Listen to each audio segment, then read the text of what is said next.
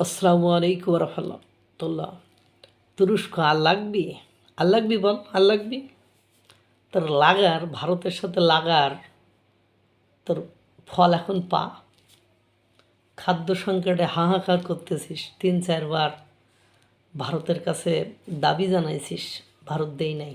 এখন খাদ্য সংকট, না খেয়ে খেয়ে এখন রোগগ্রস্ত, ব্যাধিগ্রস্ত বা রোগাক্রান্ত জাতি তুরস্ক জাতি। সেই তুরস্ক এখন ঔষধহীনতায়, ঔষধের অভাবে আর এক বিপদে পড়েছে। আপনারা জানেন ঔষধ শিল্প, ভারতের ঔষধ শিল্প 180টিরও বেশি দেশে ভারতের ঔষধ বিক্রি করা হয়, অর্থাৎ ভারতের জেনেরিক ঔষধ পৃথিবী খ্যাত।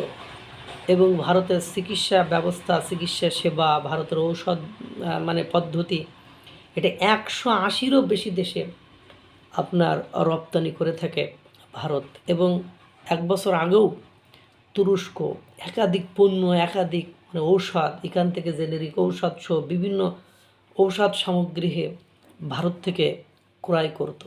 কিন্তু ওই যে কুত্তার পেটে ঘিস হয় না, আফগানিস্তানের তুরস্কের অবস্থা ঠিক ওরকমই হয়েছে।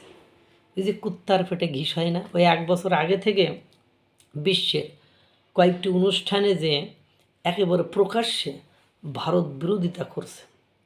আর ভারত বিরোধিতা করার পরে ভারত তো সরাসরি অ্যাকশনে যায় না।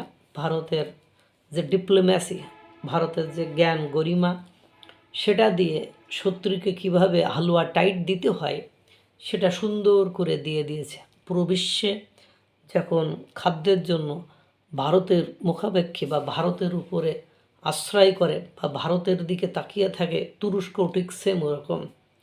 তুরস্কের সাথে যে খাদ্য সামগ্রী তুরস্ককে দিত, তুরস্ক একসময় ইউক্রেন এবং রাশিয়া থেকে ক্রয় করতো। যখন ইউক্রেন এবং রাশিয়ার যুদ্ধ শুরু হলো, তখন ভারত হলো তাদের বড় মার্কেট, বা সেখান থেকেই তাদেরকে আমদানি করতে হতো। যখনই তুরস্ক ভারতের বিরোধিতা সরাসরি করা শুরু করলো, তখন তারপর থেকে তারা 3 থেকে 4 বার অফিসিয়ালি আবেদন করেছে যে তাদেরকে খাদ্য সামগ্রী দেওয়ার জন্য। কিন্তু ভারত তাদের দেশের চাহিদা আছে এইসব তাং ফাং করে আপনার তুরস্ককে খাদ্যপণ্য দেয়নি। কারণ বছর 2 আগে বা বছর কয়েক আগে ভারত তাদের দেশে গম পাঠিয়েছিল। সেই গমে ওরা বলছিল এই গমে রোগ আছে বলে সেই গম নেই নাই। পরে সেটা মিশরে গিয়েছিল, মিশর নেই নাই। পরে সেটা ইসরায়েলে গেছে, ইসরায়েল সেই পণ্যটা নিয়েছিল। এই যে বিশ্বের বুকে তাদের ইমেজ নষ্ট করার যে পরিকল্পনা তুরস্ক করেছিল, তারই ধারাবাহিকতায় ভারত নীরবে নিভৃতে শান্তভাবে বসেছিল, শুধু সময়ের অপেক্ষায় যে সময় আসলে তোর আচ্ছা মতো কোপটা আমরা দিয়ে দেবো। সেই কোপ দিয়েছে।